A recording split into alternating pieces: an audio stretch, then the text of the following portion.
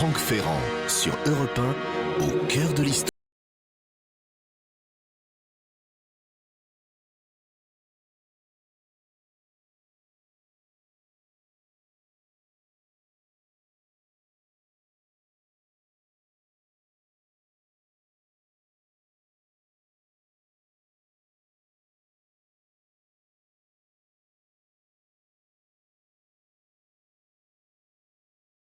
Mascope. Alors parmi les nombreux admirateurs de Jules César jusque dans les temps très récents, il y a eu bien sûr l'empereur Napoléon III qui sans doute avait été stimulé dans cette voie par le précis des guerres de César, de son illustre oncle. Napoléon III va faire lui-même une histoire de Jules César. Il travaille beaucoup. Il crée il se donne les moyens de mener des fouilles à travers toute la France pour reconstituer les campagnes de la guerre des Gaules. Et il va constituer même une commission ad hoc pour essayer de trouver le site, le véritable emplacement de la bataille, enfin du siège et de la bataille d'Alésia. Alors, il y a eu plusieurs sites qui se disputaient pour revendiquer l'emplacement du siège d'Alésia, mais l'arbitrage impérial s'exerce essentiellement entre deux communes au nom évocateur, Alaize en Franche-Comté, qui sera défendue notamment par Jules Quicherat, et puis Alise en Bourgogne. C'est cette dernière qui l'emporte sur les conseils de la fameuse commission et de son président Coignard de Saucy. Il faut dire qu'il y avait toute une vieille tradition qui plaidait en faveur du Montauxois. On disait, enfin il y avait une ode au Moyen-Âge qui avait dit, j'ai eu l'occasion d'en parler souvent à ce micro, qui avait dit que c'était là qu'avait eu lieu la bataille d'Alésia. Et puis on avait trouvé en 1839, dans des fouilles précoces et d'initiatives locales, on avait trouvé la fameuse table de Martialis, une inscription en alphabet latin, quoique celtique, et sur laquelle figurait le terme Alysia avec un I. Comment le long d'Alésia serait-il devenu le I bref d'Alysia? Ça, personne ne le dit pas, mais en tout cas, personne ne le dit, mais en tout cas, c'était un argument en faveur de la localisation d'Alésia en Bourgogne. Alors Napoléon III ordonne des fouilles qui vont être menées dans des conditions extrêmement discutables. On aura peut-être l'occasion de reparler de tout ça un jour. Ces fouilles permettent de sortir à tout un matériel archéologique incroyable et des monnaies, etc. Des monnaies qui arrivent en telle quantité et dans des proportions tellement parfaites que le grand archéologue Pigagnol parlera lui-même de tripatouillage en parlant de toutes ces fouilles. Ce qui est certain, c'est qu'on a trouvé en Bourgogne, à Alise-Sainte-Reine, des vestiges liés à des sièges romains. Ça, c'est incontestable. Est-ce que ce sont des vestiges liés au siège et à la bataille d'Alésia ? Ça, c'est une autre affaire. Nos auditeurs fidèles savent ce que je pense de la question. Je l'ai dit souvent à ce micro lorsque j'étais invité. Je l'ai beaucoup écrit. Je le dis encore actuellement dans la presse. Il me semble que ce ne serait pas très correct d'utiliser ma propre émission sur Europe 1 comme tribune pour rétablir une vérité qui fait polémique. Nous aurons d'autres occasions, je crois, d'évoquer tout cela. Mais à quelques jours de l'inauguration du site officiel en Bourgogne, à Alise-Sainte-Reine, nous avons en ligne l'homme qui porte le projet de Muséoparc Alésia, le président du Conseil général, François Sauvadet. Bonjour, monsieur le député. Bonjour. Alors, vous allez donc inaugurer la semaine prochaine la première tranche de ce grand projet de Muséoparc Alésia. On est en Côte d'Or, on est à Alise-Sainte-Reine, sur le site officiel d'Alésia depuis Napoléon III.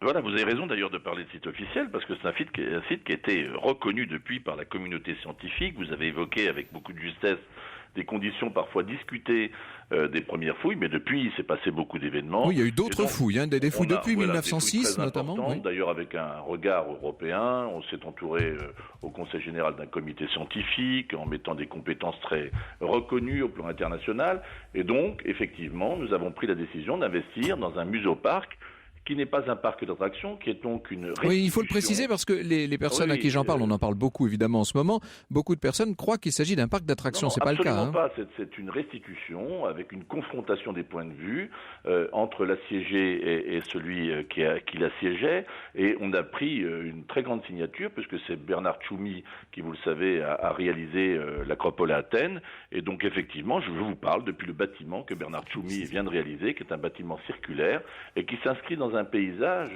qui permettra aussi de lire la bataille et le siège et son inscription donc dans ce paysage qui est un paysage absolument magnifique. En tout cas, je vous invite, Franck, à venir le voir. Ah, mais je le connais très bien, inutile de vous dire, mais je ne connais pas encore évidemment toutes ces installations. Alors qu'est-ce qu'on y verra dans ce centre d'interprétation? Bon, il y aura vraiment une présentation. D'abord, on va beaucoup travailler avec le musée de Saint-Germain-en-Laye, puisque vous avez rappelé la place qu'a prise Napoléon III, et notamment dans ses fouilles, dans la quête, une magnifique statue de Vercingétorix qui était posée au-dessus du Mont-Ossois.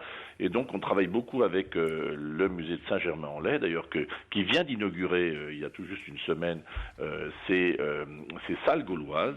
Et donc, on va travailler en étroite liaison avec eux, notamment sur toutes les pièces qui ont pu être trouvées et donc qui sont exposées. Donc, nous avons d'ailleurs récupéré un certain nombre de pièces qui seront exposées ici. Donc, il y aura une scénographie, une inscription dans Vous allez mettre notre cher Jules César en valeur, j'imagine. Absolument, mais cher Jules César et cher Vercingétorix, parce que sans les deux, oui, bien sûr. les deux géniaux chefs de guerre, il n'y aurait pas eu cette confrontation qu'a donné Dieu, et tout le monde s'accordera là-dessus, naissance d'une civilisation formidable qui est la civilisation gallo-romaine. Donc c'est cette lecture qu'on va donner. On va essayer aussi d'y intéresser nos jeunes, parce que au-delà des polémiques, et Dieu sait si vous y participez vous-même, au-delà de tout cela, je vais vous dire, il y a vraiment une volonté de se réapproprier notre histoire pour donner aussi une lecture sur les temps modernes, ce que vous faites d'ailleurs avec beaucoup de talent dans vos émissions. Moi, je trouve qu'il y a là voilà, une dimension moderne de redonner une vie à notre histoire pour donner des lectures du temps moderne. Donc, il y aura des jeux, ce sera ludique effectivement, mais inspiré sur une volonté de respect du patrimoine archéologique et historique. Je dis bien les deux, archéologique et historique. Alors, est-ce que vous, bien sûr, on a compris, vous, François Sauvadet, que en tant qu'homme politique, et tous ceux qui vous ont précédé d'ailleurs à la tête de ce projet, Louis Broissia qui a pris une part active, vous êtes comment dire, vous avez donné la parole et vous vous êtes directement référé aux spécialistes et à la communauté scientifique et archéologique qui a donné son avis sur la question, bien entendu.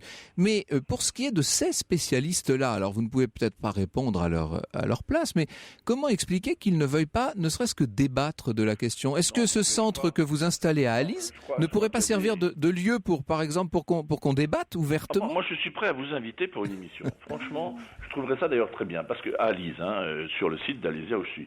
Donc nous avons vraiment une confrontation qui est utile après tout. L'histoire, il n'y a pas de vérité historique, comme vous ne cessez de le répéter. Il n'y a pas une histoire qui est inventée, il y a une histoire qu'il faut, avec les bases archéologiques, dont il faut trouver les fondamentaux. C'est ça l'enjeu. Donc après tout, qu'il y ait une confrontation. Vous savez, dans toute l'histoire, il y a une quarantaine de sites. Vous parlez beaucoup du site du Jura de Siam, mais il y en a d'autres. Il y en a une quarantaine de sites qui ont été revendiqués. Revendiqués, je dis bien. Simplement, ce qui a donné sa valeur à ce site qui est ici, c'est qu'il y a eu un faisceau, d'ailleurs les scientifiques ne disent pas autre chose, les archéologues. Il y a un faisceau de pièces retrouvées qui concordent pour laisser entendre que nulle part ailleurs nous n'avons retrouvé un tel faisceau. Voilà, donc après ça, qu'il y ait confrontation. Vous savez, il y a l'imaginaire de cette bataille, c'est fondatrice aussi de l'idée de nation. Enfin, Vercingétorix, c'est une magnifique aussi image, donnée de l'idée d'une nation qui se retrouve, avec aussi ses défections, avec ses troupes qui ne sont pas au rendez-vous. Vraiment, tout ça, c'est une formidable histoire qui nous appartient. 52 avant Jésus-Christ, c'est une des dates les plus connues par nos jeunes. Donc, finalement, que vous participiez à ce débat, moi je trouve ça franchement bien. Eh bien, tant mieux. Et puis, je retiens votre proposition, François Sauvadet. Venez ici. Moi, j'apporterai ma contribution. Je ne suis pas un spécialiste. Après tout, si on nous apporte des faisceaux concordants disant que c'est ailleurs, apportez-les. Alors, je vais vous dire une chose. Engageons-nous. Nous avons énormément...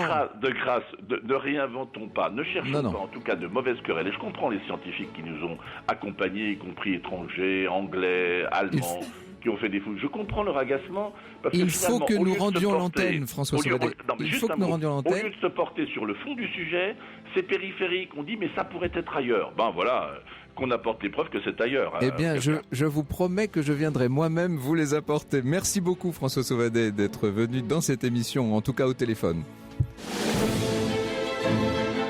Alors, je n'ai même pas eu le temps, du coup, de vous citer tous les ouvrages de Yann Le Bohec, et notamment son César, la guerre des Gaules, publié en septembre 2009 chez Economica. Mais il est grand temps de rendre l'antenne, de dire bonjour à Elena. Bonjour Franck, bonjour à tous. C'est l'antenne, on vous la donne à vous aujourd'hui, puisque nous allons parler des remèdes de grand-mère. Vous savez, ces remèdes qui nous soignent, on va vous en donner quelques-uns. On attend les vôtres, et c'est toujours au 39,21, 34 centimes d'euros la minute. Merci beaucoup, Elena. Nous nous retrouvons demain, Julia. Avec plaisir, à demain, et nous mettrons le titre des ouvrages de Yann Le Bohec Drouec sur la page FB de l'émission, Franck, sans problème. À demain, 14h sur Europe 1. 14h sur Europe 1. 14h sur Europe 1.